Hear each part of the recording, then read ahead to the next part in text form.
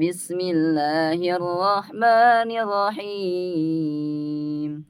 La ikraha fid dini qad tabayyana ar-rusydu minal ghayy. Faman yakfur bit-taghuti wa yu'min billahi faqad istamsaka bil urwatil wuthqa la infisala laha wallahu sami'un alim. Ini artinya tidak ada paksaan dalam menganut agama Islam. Sesungguhnya telah jelas perbedaan antara jalan yang benar dengan jalan yang sesat. Barang siapa orang yang ingkar kepada taghut dan beriman kepada Allah Subhanahu wa taala, maka sungguh dia telah berpegang teguh pada tali yang sangat kuat dan tidak akan terputus. Sesungguhnya Allah Maha mendengar lagi Maha mengetahui. Quran surat Al-Baqarah ayat 256.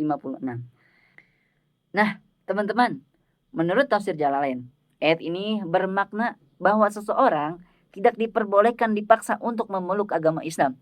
Karena Islam sudah jelas akan kebenarannya. Ketika kebenaran telah diterangkan, maka paksaan menjadi tidak perlu. Keimanan yang benar hanya bisa muncul dari kesadaran hati, bukan dari tekanan atau ancaman. Oleh sebab itu, orang yang masuk Islam harus melakukan karena keyakinannya sendiri, bukan karena dipaksa.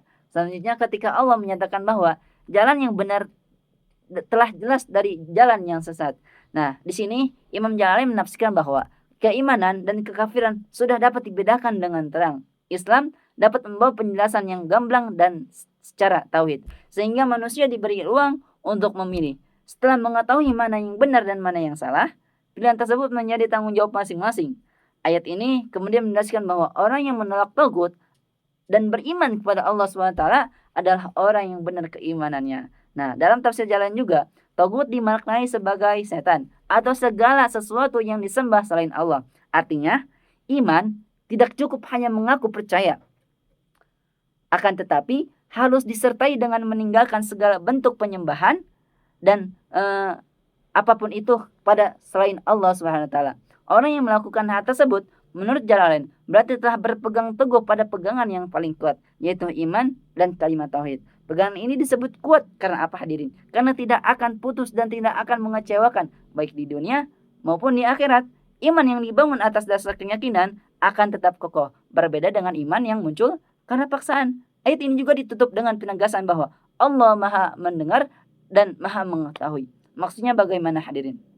Nah, maksudnya di sini Allah mengetahui siapa yang beriman dengan sungguh-sungguh dan siapa orang yang menolak dengan kebenaran, baik secara diucapkan dengan terang-terangan maupun yang disembunyikan di dalam hati. Ayat ini juga berbicara tentang prinsip keimanan, yaitu ketika seseorang mengajak orang lain untuk berdakwah kepada jalan yang benar, maka di dalamnya tidak boleh ada unsur paksaan, karena Islam menegaskan bahwa keimanan lahir atas dasar kesadaran diri dan pilihan pribadi. Ayat ini juga membahas tentang tanggung jawab manusia setelah kebenaran disampaikan.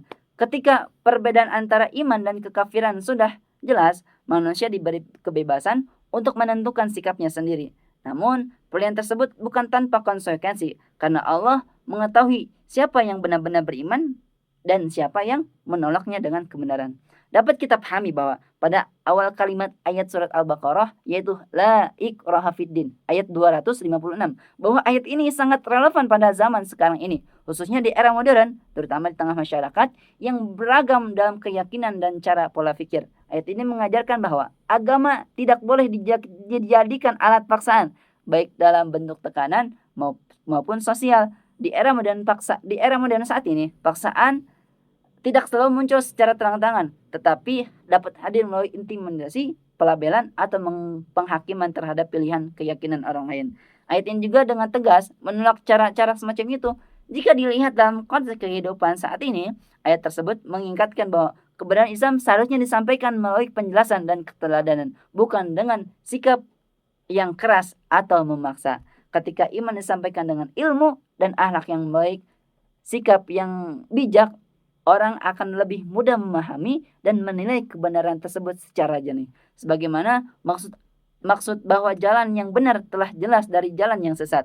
Pesan hikmah dari ayat tersebut yakni telah disampaikan bahwa keimanan seseorang tidak bisa dipaksa. Keimanan yang bernilai di sisi Allah adalah iman yang tumbuh dari kesadaran dan keyakinan diri sendiri. Sekian, wassalamualaikum warahmatullahi wabarakatuh.